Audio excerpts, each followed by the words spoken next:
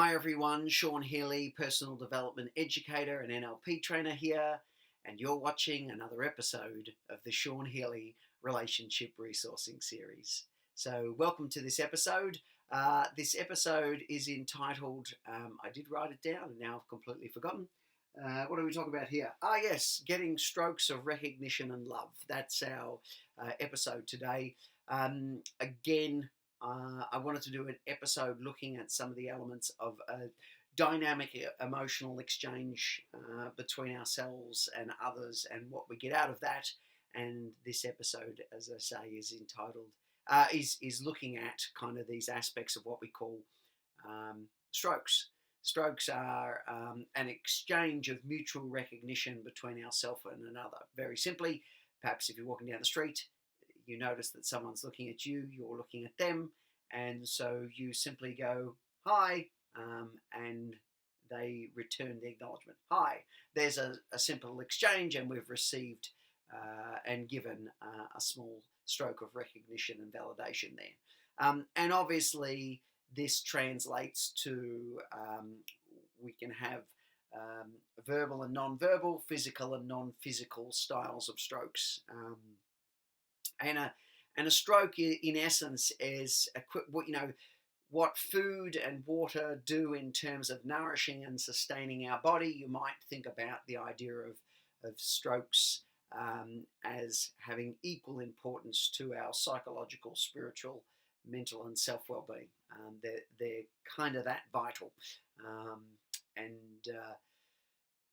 The idea of strokes comes from a gentleman called Byrne, who was the founder of transactional analysis, a field that was originated out of the idea of trying to simplify some of the complex psychoanalytic theory that was going out there, demystify it and make it more palatable for the average person who wasn't in the academic psychological fields. I don't know if the actual word strokes originates back to Byrne or to somewhere else, but that's where I came across it in some of the literature, and I would certainly recommend Byrne's work and the number of books that he's authored as offering excellent value in terms of really understanding some of the more genuine, intimate exchanges and more what we call the games that we play to get recognition, validation, and love. He offers some excellent insights into those dynamics that I think translate very, very well into helping people recognize and get more value out of their intimate relationships. And also these dynamics absolutely play out too as far as the recognition and validation that we seek in our professional lives as well. So what I want to talk about, this idea of strokes, is how do we go about getting love, recognition and validation both in our personal lives and our professional lives, and how that generally begins is what we were taught in our kind of family systems, what was appropriate. Perhaps the only strokes were negative ones, that the only time we got recognition was when we were being told off or criticized. But hopefully we had a more healthy and balanced system where we were acknowledged for the things that we did well. If you grew up in a family that was somewhat stingy on how they gave their validation, support and acknowledgement because there was some underlying belief that there was only so many to give out, or you don't give out too much praise because that makes people arrogant and they get above themselves if you offer too much. So in order to avoid that, we just safer to give none or next to none, or even if I say good job, but I think you could have done da da da da. So I'll offer a stroke and then I will discount it. I will undermine it by giving a correction afterwards. And I think that these things begin to define how we start to seek our recognition and love as children. And then as we get older, if these things work to a degree, then we refine that process, and that can have both some good advantages and sometimes some considerable disadvantages as well, as we get older. If we've learnt to get most of our, if we grew up in a family system where it was quite okay to ask very directly for praise or acknowledgement, and that wasn't withheld from us, then what we learn very clearly is it's okay to speak directly. It's okay to speak honestly. It's okay to be vulnerable, and we'll get adequate support, validation, and recognition back. But if our moments of vulnerability were dismissed, denied, mocked, then what we're going to have to learn is sneaky or sidesteppy kind of ways, but yeah, kind of ways to kind of maneuver so that we can still get some kind of emotional fix, so that instead of me perhaps coming to, if I'm talking about something directly, I might say to you, hey, look, I'm really upset about this. And you say, I'm so sorry to hear that. Would you like to talk about how that makes you feel? Or what do what do you need from me? Do you need me to just hold space for you, acknowledge and understand you, or would you like some sort of solution? What would you like? Compared to, I come along and I say, hey, I'm really upset about this, and I get dismissed out of hand, perhaps mocked. What kind of person worries about that? Why don't you worry about something genuine? Or come on, surely you're tougher than that. That something like that gets under your skin. Don't be so ridiculous. Or perhaps I'll try to trump your negative feelings with my own. Well, you think that's bad. Here's what's happening to me. And I'm not only not acknowledging you or trying to figure out what you need from me, but rather I'm going to hijack the space by putting my own feelings forward. And it is the case generally that human beings, we will take positive strokes first. Ironically, we will take negative strokes next. If I'm, it's the old analogy. Any attention is good kind of attention. What shrivels me up is to be completely ignored, neglected, not seen, not known, and not heard at all. That's the paradox. Even if you're yelling at me, at least you see me. You may not see me in a way that I want to be seen, but at least there's enough of a stroke, enough validation that says I exist. But something that really shrivels human beings is consistently being ignored, dismissed, not seen or heard at all. And this is, the idea that we're not getting any kind of strokes, either positive or negative. This can be absolutely devastating to our psychological well-being, and there's lots of research that shows, especially around early childhood development, just how important touch is. A physical stroke to a child, a hug,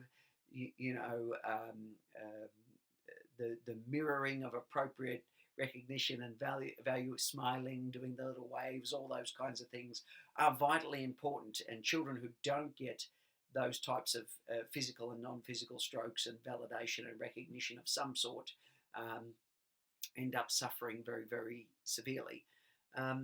And so we learn over time how to get our recognition, how to get our acknowledgement. And unfortunately, sometimes if it works well in the early days, we might find that we start to get very, very stuck in that kind of process. And this will start to determine, and I think it's well worth investigating. How do you go about getting your strokes? How do you go about getting your strokes?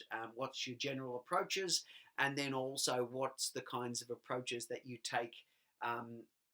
Because these end up almost becoming unconscious and habitual. So we end up in these conversational and interactional dynamics, trying to over and over again top up on this kind of validation and recognition, so that you might find that what worked for you when you were young, and so you've carried it on, is that you get your strokes by making people laugh.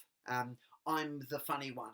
Sometimes that comes at the cost of me being taken seriously, but mostly if I can make people laugh, if I can entertain them, if I can be the center of attention, that's how I get my validation. I matter because everybody's looking at me, everybody's listening to me. Or perhaps you get your strokes through your intellect. Everybody knows me as a smart person. Perhaps you set yourself up as the rescuer or the advisor in certain dynamics, and regardless of how much you're seeking some more mutual balanced exchange, somebody to take care of you, you've found that you've set yourself up in such a way that how you get your validation and your recognition is you continually find yourself in the rescuer role.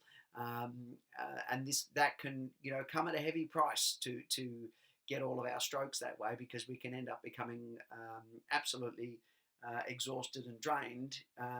So and again, if we're talking about the other way to kind of look at this too, so am I getting it through my humor? Am I getting it through um, you know being the go-to person for people, putting my intellect out there, being an entertainer? Um, uh, do I get my strokes through the acknowledgement of my appearance? There's multiple ways in which we can kind of do this, and it's a way more complex topic than obviously an introductory video like this can offer. But I certainly think it's well worth considering what are your go-tos, and of those, um, are we getting the kinds of payoffs that we want? Are we feeling seen, known, and nurtured?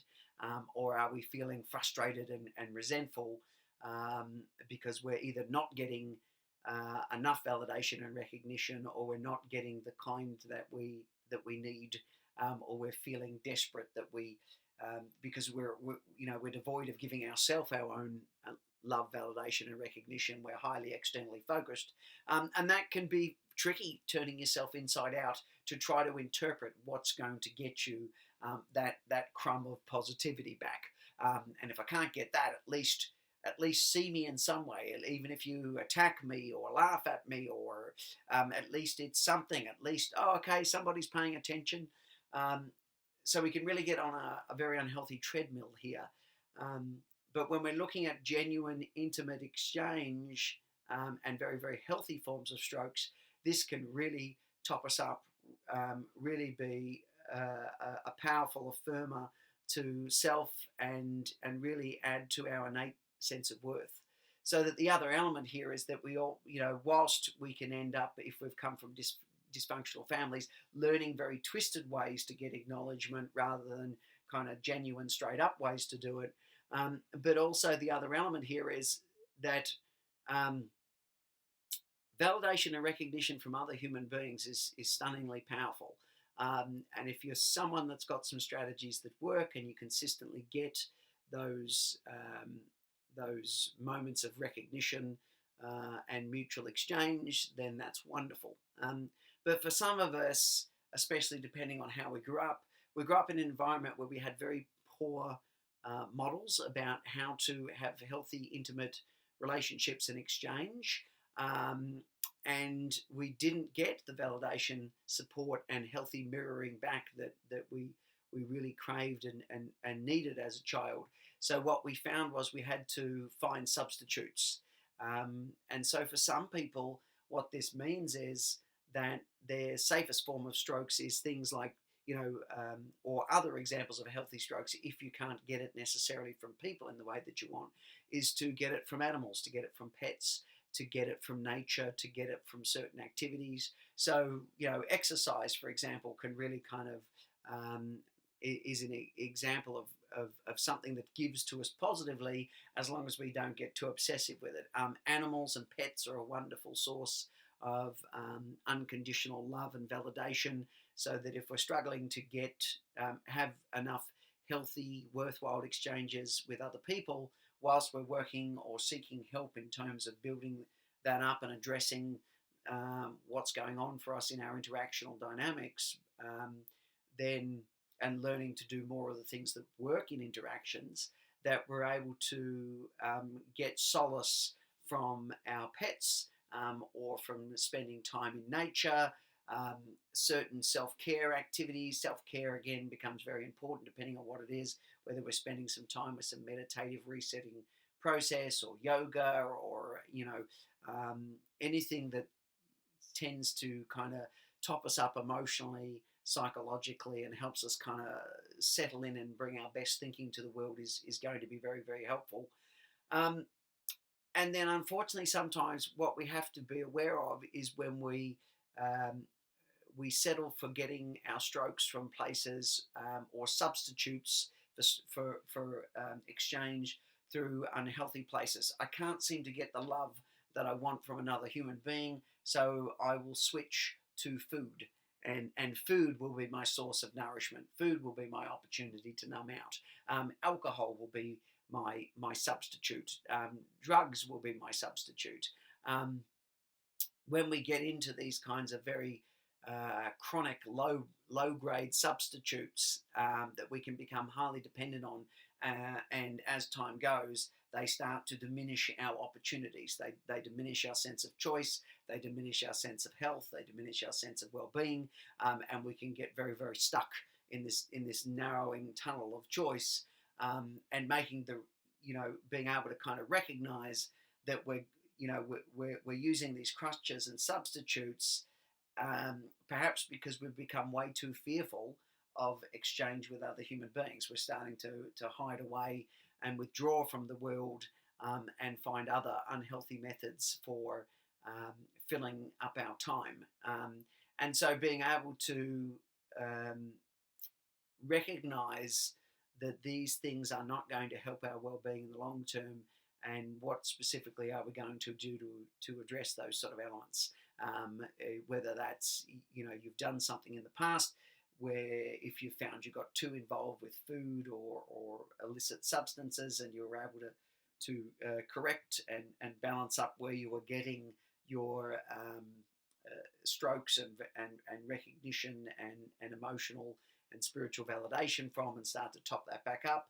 You're going, and it can be very anxiety provoking, but how do we set up a way to start to, as easily and safely as possible, start to venture back in to reaching out towards other human beings and building up our sense of exchange? Do we need to get somebody who can coach us in kind of what does and doesn't work in people dynamics?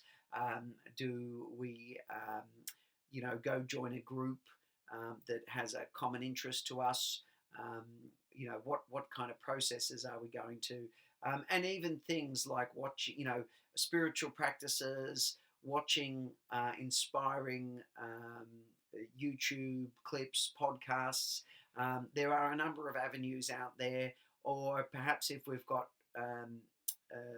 friends who are engaging in healthy activities, perhaps we could ask to join them. So there are a number of avenues potentially for finding finding our way back to more health and more balance. And I think that this kind of area is a very significant area to look at when we're talking about what's going on for it. It's an aspect, but it's a significant aspect to me about creating the kind of life and relationships that we want going forward. And I might do a bit more on this because I really do think it's a very significant element. If you're a parent, if you're a partner, if you're a boss, if anyone dealing with other human beings, be aware of just how powerful it is to engage in a ritual that shows somebody else that you see them, that you acknowledge them. And sometimes the smallest things can have massive internal payoff for somebody. So it's never underestimating. Sometimes just the littlest piece of validation or acknowledgement can really change somebody's day. So it's really valuable if you want to be someone who gets even more out of their exchanges with others. I would definitely encourage you to start tracking for moments where you can say, I think this person is reaching out. This person wants some sort of validation and acknowledgement. Okay, I won't brush them off. I'll take the time to find out what it is, or I'll engage in an exchange. I'll have a conversation, and sometimes something that simple, or when in doubt, ask, what what can I do for you? What do you need from me right now? Let's say, for example, I notice you're expressing some pain at the moment. Do you just need me to hear you and sympathize? Do you need me just to sit beside you and not say anything at all? Or would you like a solution? Um, as I say, sometimes if we're not sure, we can ask. So yeah, there you go. There's some elements on the idea of this idea of strokes, and how that is our methodology, or a methodology for getting validation, love, and recognition. So, but it is extremely powerful. It goes on every time we interact with other human beings. And so I think it's well worth putting your attention on, in terms of how do I get better at the reciprocity of mutual value. How do I help other human beings see their worth, and let them know that they are important, that they matter, because this can get you a long, long way. This has massive payoff in all of your exchanges, in any context of relational and human interaction. Not to mention, the more you put out, ironically, the more you get back. That's the whole kind of paradox. If I want more good quality strokes from other human beings, good quality recognition, and exchanges that really top me up, then paradoxically, the first thing I have to do is give. Put it out and see what you get back, and I think you'll be really pleasantly surprised. So thank you for watching today's episode. Hope it provided some food for thought. As I say, I would, as an author, I think Eric Byrne has some amazing things to offer. Again, if it's of interest to you, checking out the field of transactional analysis. If you want to know more about, I think it's a field that really offers something very strong. There's lots of places you can go to get insight on human dynamics, and how they work, both effectively and ineffectively, but may be worth checking out too. And of course, there's always great stuff on YouTube. I wish you all the best in your search, and I hope that this video in some way has helped. So thank you so much for listening and watching. If you've been watching a number of these episodes from the Sean Healy Relationship Resourcing Series, and you've subscribed to my channel, thank you so much. I'm so grateful, and really hope that you're taking away some valuable insights and things that you can use in your life from these. If you've just, this is the first one of my material you're watching, I tend to jump around a lot. I'm really fascinated by all different types of human dynamics.